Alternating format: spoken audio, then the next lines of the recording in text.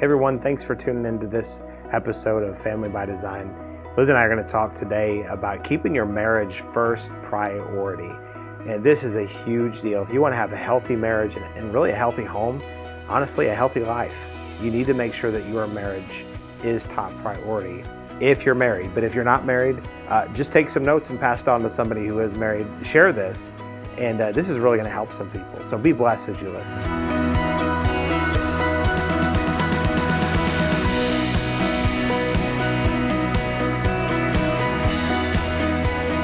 All right, so the deal is that if it's going to be good, it has to be first.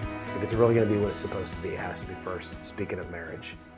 And so I know that a lot of people, we've dealt with a lot of people, we've counseled a lot of people. I feel like we have a place that we can speak to honestly and truthfully that is helpful to people in this particular area, because we have ministered to a lot of people in their marriages. And one of the things that we've seen is that a lot of times people don't put their marriage first. And what happens is, now that is underneath of relationship with the Lord. So that's priority, right. Jesus is always number one. Okay, so, but underneath of that, you have all of these things of life. And really Jesus is intertwined. The Lord's supposed to be intertwined in everything in life. That's right. He's first and he's the most, which means that he's involved in everything. That's right. But people have a lot of challenges in their marriage.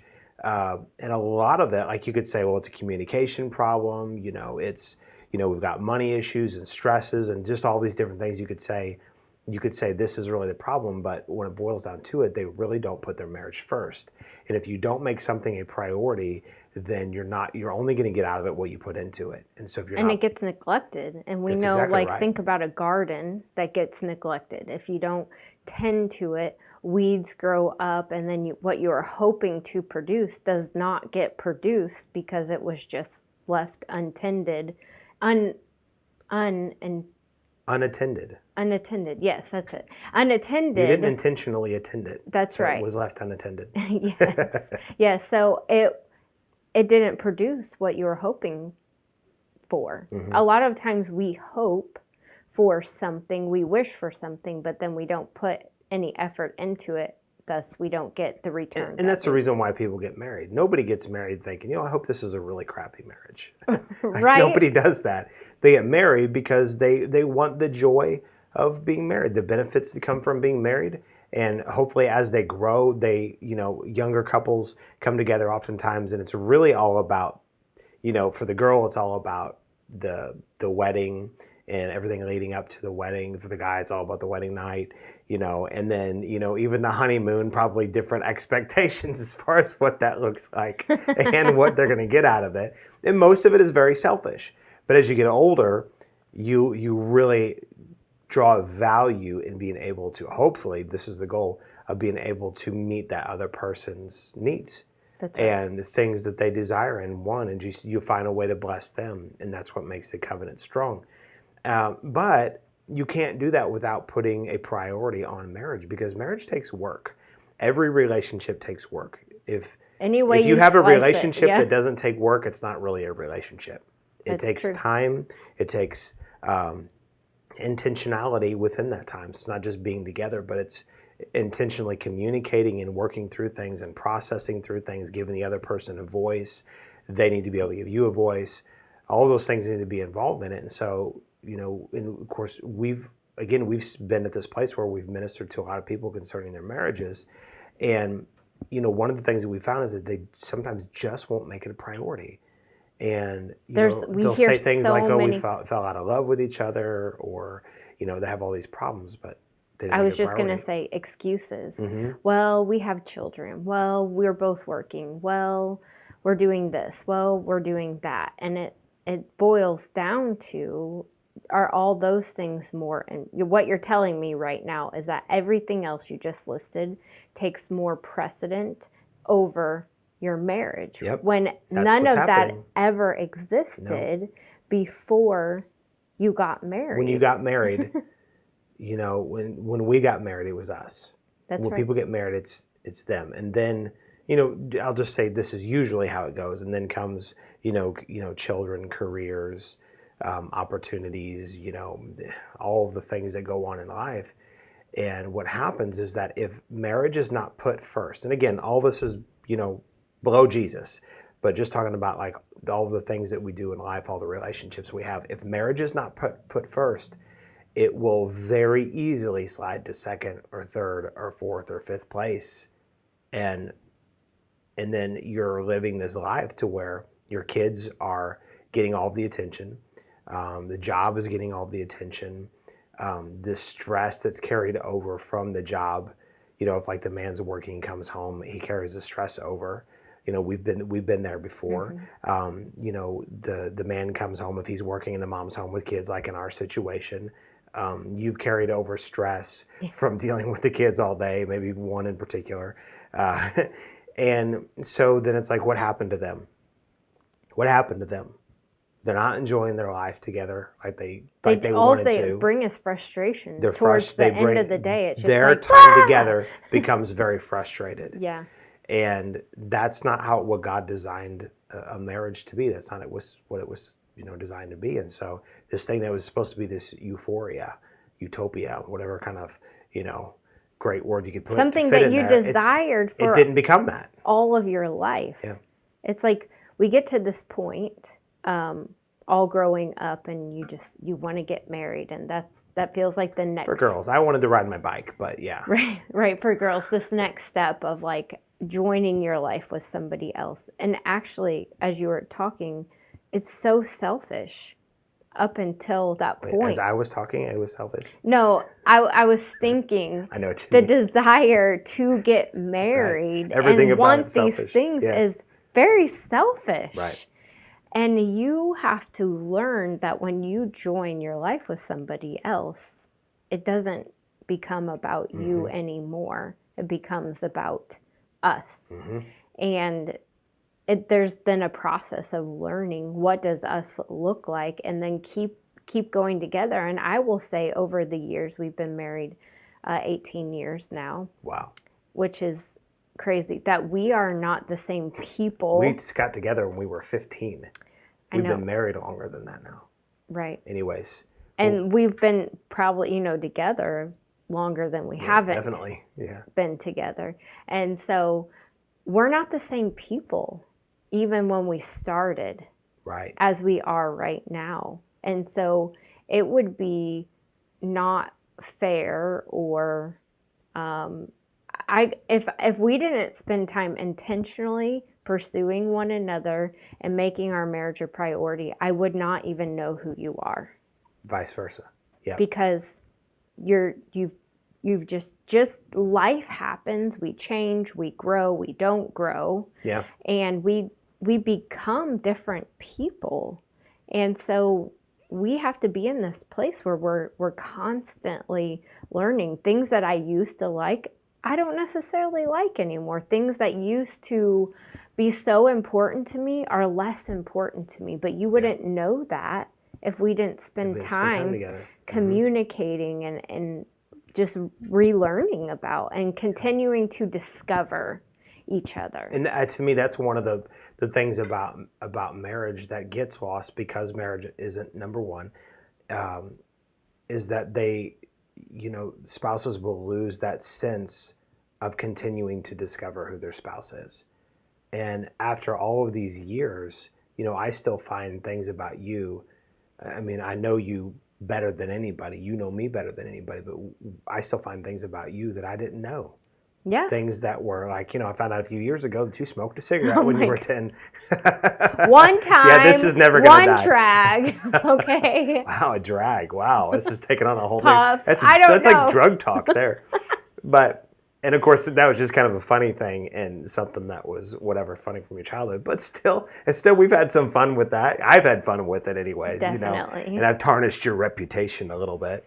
And if that tarnishes my reputation, then anyway. Yeah, so we continue to discover things about each other. And that's part of what's fun about marriage. And I think the consistency is good, but also the spontaneity and discovering new things, all of that makes up a really good marriage. But if you don't make it a priority, then you won't ever have the benefits of it. It has to be something that you invest time into. And so we're big believers in date nights. Jimmy and Karen Evans are people that we have listened to. We do listen to. Yes. We think they've got incredible ministry, and they say you should have a date night once a week. And we've yet to figure out how to do that. I think we're pretty good about doing it every other week. But we also have other things that we do that wouldn't be classified as a date, but it is time together. We'll go on walks together. That's right. We'll work out together. We'll sit on the front porch sometimes in the mornings and communicate around the Word and the Lord together. Yes. So we make it happen is the point. We make it a priority, and we just don't allow other things to get in the way. And that's the thing, is that life will continue to happen. The busyness of life will continue to happen. Schedules will get filled up. Babies are going to be born, and we're looking like we've got oldest is 17, our youngest is 6, and so we're kind of in that stage to where the older ones are looking like in the next 2, 3, 4 years they're going to be moving and having their own families, moving out and having their own families. I know, and so then we're kind of thinking like it's going to be an empty nest. Well, at some point, but then we're like, we're parents, and we're going to be grandparents, and we love kids. So then our lives are going to get filled with grandkids at some point. So I don't even want to talk about that. That's craziness. But the deal is that these are the cycles of life. That's right. What are you going to do during all of the seasons and cycles of life to make sure that your marriage stays top priority? And for people, especially that have kids at home, if the marriage isn't good, the home's not going to be good. That's right. If the marriage is good, it's not a guarantee that the home's going to be good, but it is the place to start. And so you have to have that, again, you have to take that time and make it happen. That's right. And it's not always about sparks flying. It's not always, I can look throughout the year. It seems like we'll have, dates or whatever that we just look back and we go, man, that was so much fun. We just had so much fun. We just had a blast. There wasn't anything weighing on our mind, whatever. That's honestly rare. But even no matter what's going on, we always make time for each other. And not every date. I mean, there's been dates where, we ate something not good and we had to go home and deal with it, just like it didn't go as planned, but we pursued each other. That's right. We made time for each other. We made each other a priority. And I think that this is one of the key ingredients to why we love each other more now than we ever have. And so I want to speak. And that's true. It is true. And I want to just speak a little bit. You've always been so good at saying this has to be a priority. And I believe it stems from you watched your parents make their relationship a priority. But I always wanted to say, well, the kids, and I'm tired. And I didn't know why they took naps during the middle of the day until I got older. But yeah, they did make it a priority in every sense of the word. Well, anyway, it's a true story. It is a true story. Anyways, so you should take naps during the day. It's a great thing. Darn straight. As your kids get older, they know that's cue for don't ask, they won't tell. Just say, okay, we're going to go far, far away. Anyways, that you always were very good about saying that this is something we need to prioritize, because as a younger woman and as a mom to children, it's so easy to make your children a priority. They need to do this. We're working on this. I didn't get any sleep. How do I do this? And it feels like, from a woman's perspective, that the man is saying, I need something more from you. And a lot of times, because especially when kids are younger, you're feeling like, I don't have anything to offer. And not only that, I don't really want to. I don't want to. There becomes this place where there isn't desire because you're so overwhelmed with just the day-to-day stuff. Especially, I know when we were younger, like I did work and we had children and we were full-time in ministry, and there was needing to take care of the household and dishes and cooking and cleaning and the list goes on and on and on. And it was so easy to say, I don't want to. It's going to be fine. Like, I just had this mentality of, it will be fine. It'll be fine. And quite honestly, it wouldn't be fine It's not fine. And that's actually not even fair to our husbands.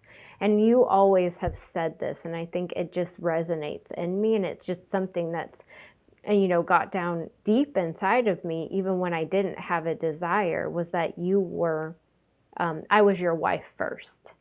Right. I was your wife. Before we had any kids. Before we had kids. Before and after we they had move out. responsibilities, before we had all of the things, you married me first. That's right.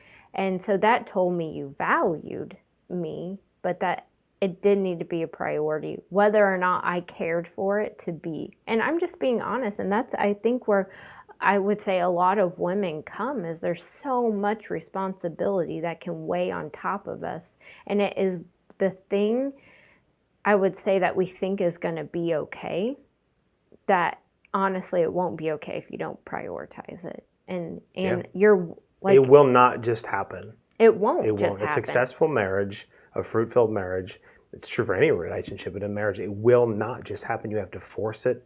Not to say force it, but you have to be intentional. You have to make it happen. And sometimes those dates night felt forced. How do we find a babysitter? Especially when we were a lot younger, do we have money to go on a date? Which is an excuse, because you can always do something for free or next to it, and you got to eat something, so bring a sack lunch, right? So you can always, there shouldn't be any excuses, but sometimes it took work to make it happen. And we know lots of, and I would say this to any of the couples in our church that would hear this, that know this, and you know who you are, this is your pastor speaking, you need to make it a priority to take your spouse on dates normally, and quit making excuses if I can't find a babysitter, or it just didn't work out, or he's just tired when he got home. And this goes both ways. You have to look past being tired. Last night after we got done we had a meeting that lasted till 7:00, and I said, let's me and you go out and paint the town, or whatever I said, and then we're like, nah, let's not. Which is fine. We got Subway and went home and watched a show together as a family, which is fine. But if I had felt really disconnected with you, then I would have said, no, seriously, let's go do something. Let's spend some time together. You always have to make it a priority. You always have to be intentional. You always have to move in that direction. And what you find, and this is what, and there was a few times, overall I have never felt this way, but there were times when it was like, this kid needs this, and this kid needs this, and I have to do this, that, and the other. And so there was this level of like, okay, well, I helped to bring them into this world, so yeah, we need to take care of them. But then there were a few times where I was like, no, doggone it, I married you. They didn't marry you. The only reason they're here is because of me. Leave them puppies alone and pay attention to me, And Right. And it wasn't even from, I'm kind of kidding. It wasn't from, selfishness. It was like, it's us. We were together first, and we need to really put into this thing. And on the flip side, there's been times between work and ministry and pursuing things like that, and a lot of men can relate to this, that men get very task oriented and very like goal oriented, and they can get so busy building, for us it's ministry, but building their business, doing things like that can become an interference, and not just because of the time they put into it, but the emotional investment that when they come home, they're still at work, they're still dealing with the pressures and things like that. Mm-hmm. And so you have to learn how to just set other things aside at times and when it's appropriate, and focus on each other. Make marriage the number one priority in your home, in your life, and you will reap the benefits of it. That's right. Yeah. And I would say, begin to start asking questions and learn something new about your spouse. It's great advice. Like, you can do that even outside of a date night, but make it a priority to say, I'm going to learn something new. Just like start noticing things about them. Like, I noticed whenever you would start feeling disconnected, that you would say cues and make note that I needed to prioritize you. And so I would make excuses, and you would say no, this, until all of a sudden you were like, we are going on a date night. I have a babysitter. I've planned most of our date nights. You have. Which was a frustration for me. Right. But I understand. I was willing. Which actually, I'm acts of service kind of person, so that just showed me that you love me all the more when you would go ahead and plan that when I've been taking Well, I'm care quality of. time, and I wanted you to make that time for me. So. I know. But anyways, so we've communicated we've that showed out grace and we've communicated and worked that frustration out, but we have prioritized and oftentimes had to fight, and we for the connection, fight to go on a date night in a good way, like fight for the thing that we want to make happen, not fight in between us. I was like, we need to clarify if we are fighting, then that means we're not connected on a certain level, and we need to then prioritize our marriage all the more and make that connection. So let me ask you this one. We're out of time. So let me ask you this one question, kind of in conjunction with all this. How important is it to be invested into your spouse's, like the things that they like or their hobbies, things like that? You feel like that's something important? I feel like that's a loaded question. It's totally a loaded question. Yeah, because oftentimes I don't like the things that you like, but I will say I don't know of anything that you do like. You like to read. I like to read. That's what you like to do, yeah. But we have compromised, and I have went fishing with you and read while you fished. So yeah, that was okay. I really want you to get good at golf. You're right. Okay, you do. Anyways, you do praise God. All right, that's another thing for another time. Hallelujah. Well, you got to have fun, right? That's right. Praise God. Thank you for listening in on this conversation. We hope this has and will continue to encourage you in your marriage and family. Don't forget to download and comment and share this episode. You can check out Ward Ministries at wardmen.org. If you have any questions, please email us at info@wardmen.org. Keep your eye out weekly for our latest conversation on marriage and family.